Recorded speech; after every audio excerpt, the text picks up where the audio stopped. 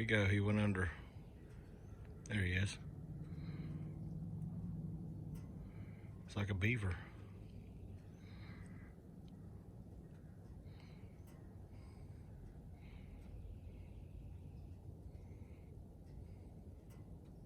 It's exactly what it is. Either a beaver. Yeah, it's a beaver. Huh.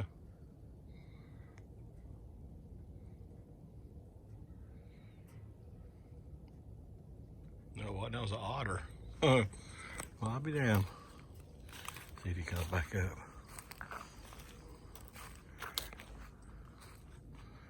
Oh, buddy, where you at?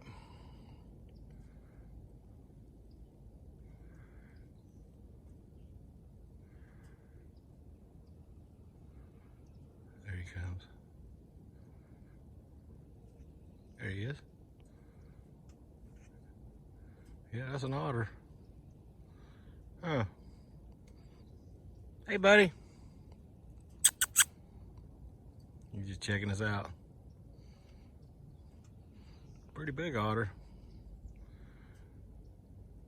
I have never seen an otter out here. Hey, buddy. There he goes.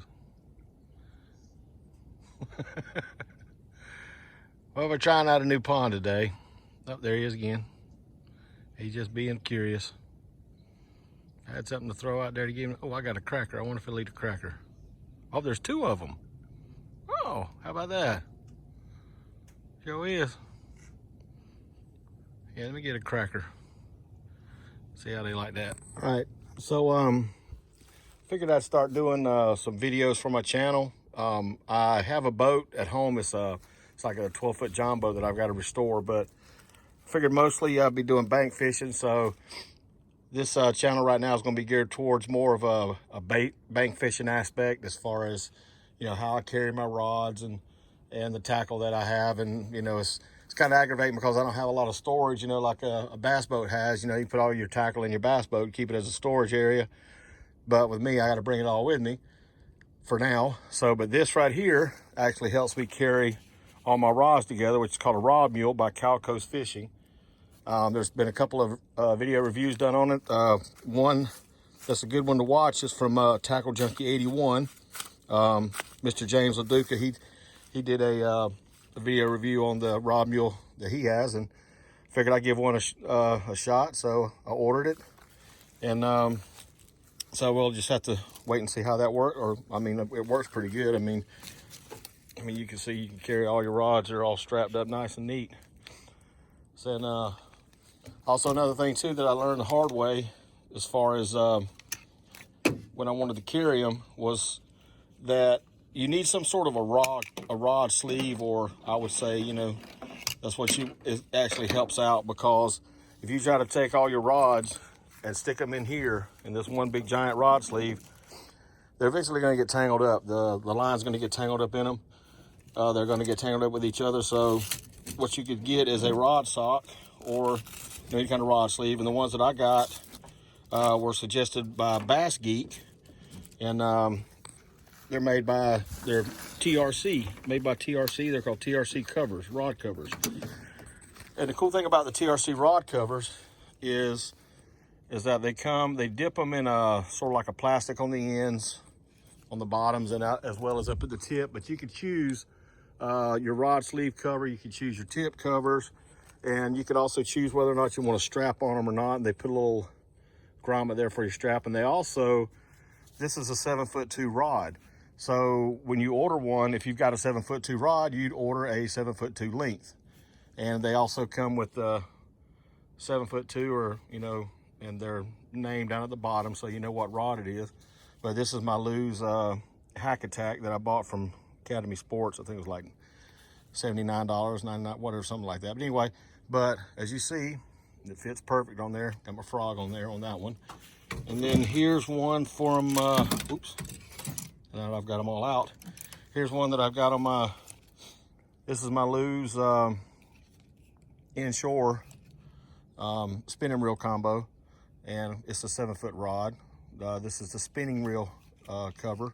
As you can see, the bottom's a lot bigger, you know, so it can accommodate the big eyelet line guide, whatever you want to call it, at the beginning of the rod. And the other one that I got on here is a 7'3".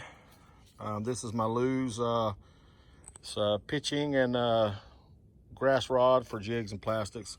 It's the Lew's TP1 series, and I've got the Bite Me Baits jig on here, football jig, with a Zoom, I think a Zoom speed crawl, and a black and blue. So I'm gonna try this out first to see how this works. It's kind of chilly out here today. It's about 50.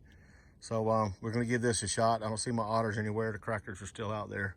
They may have moved on somewhere else. So I got tired of looking at an old fat white guy talking on a camera. So anyway, I'm gonna switch cameras real quick and be right back with you guys. Hey folks, just change of plans to the previous video that where I was playing with the otters this past Monday. I was going to fish there, but then I had a change of heart. I said, nah, I don't want to try it because I've never really fished in a pond that has otters in it, or have otters in it. I didn't know how the otters would react to my throwing a top water lure out there, or maybe throwing a jig out there. I didn't want them to get hung up on it, and then I'd be in a world of hurt trying to get them off the off my hook. So I didn't want to harm them in any way. So I decided, I was going to go to another place that has a bunch of ponds and lakes around, but I said, nah, just going back to the house, I'll just try another day. So when I was at the house, that's when I decided to, shoot the video, which follows this, showing how, I store all my tackle since I don't have my boat fixed up yet. And it's what I normally take with me whenever I go fishing. And since I primarily fish from the bank, I pretty much take everything with me. So anyway, I hope you guys enjoy the video, and thanks for watching. And if you guys like my channel, hit the subscribe button and click on the little notification bell for whenever I put out new videos, you'll get notified. All right, you guys take care and enjoy the rest of the video, and thanks for watching. So I changed my mind about going to Paradise Fishing and decided to come on back home, and it's starting to rain a little bit anyway. So I wanted to show you guys my setup. Since I don't have my boat fixed up yet, this is what I bring with me every day or every time I go fishing. Of course, these H2O Expresses are from Academy Sports, and this one carries quite a bit of stuff in it. I've got some jigs, I've got frogs, I've got chatterbaits, crankbaits, Vile spawn, Vile bugs, Vile crawls are in there, hooks, shaky heads, more treble hooks, weights. We've got all kinds of stuff in here. And of course some documents, whatever documents. It's a waterproof. But it's a lot of storage in this soft tackle bag. Lots of storage. Pliers. Go ahead and take this off real quick. This is where I got my line. There's some dye right there. And line, skirts, batteries, Band-Aids, all kinds of stuff in there. I think I got my more stuff on the side here for, these are my slip ring pliers for changing out slip rings. And another compartment over here, I believe I've got my treble hook safety caps in this. Here's one of those dividers for the Plano Edge series. They come already pre-cut, so I just got, there's the next one in there. Got the rest of them inside. This one's got my scales in it, I believe. Yeah, my scales, my little AccuCoal scales. These are pretty good scales, by the way. Got them in a Ziploc bag. But then some spinner baits and a few jigs that I don't have in my Plano Edge series jig box, but there's spinner baits and a couple of jigs.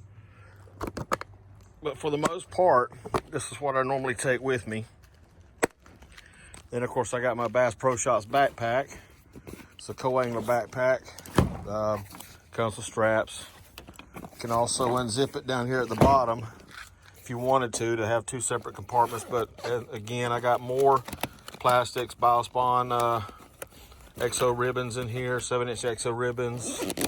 I got some plasma tails in here too as well somewhere, I'm sure.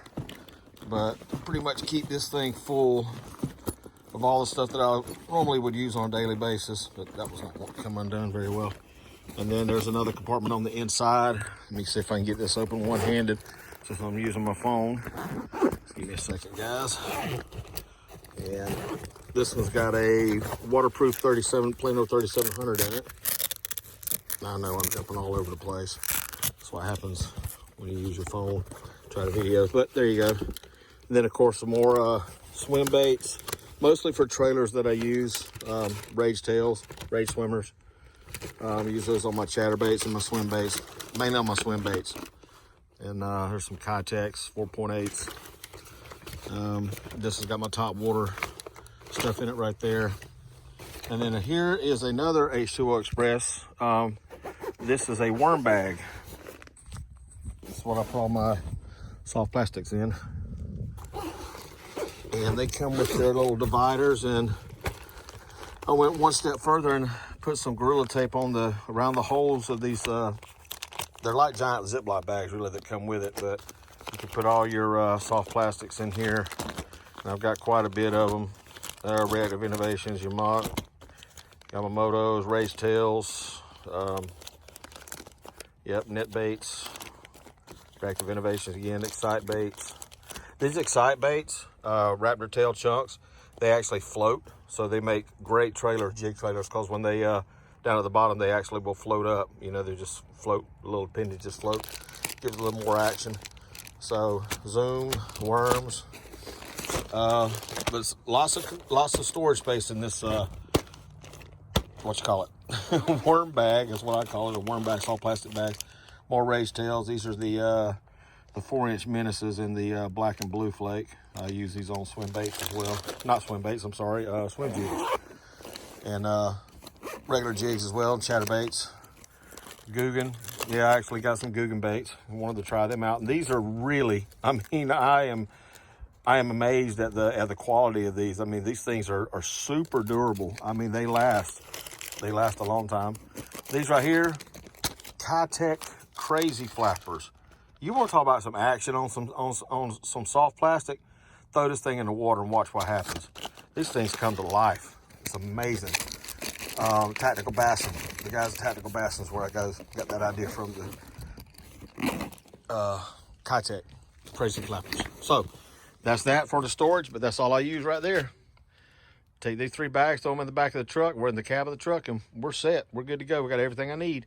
So holler at y'all later. Thanks for watching, fellas.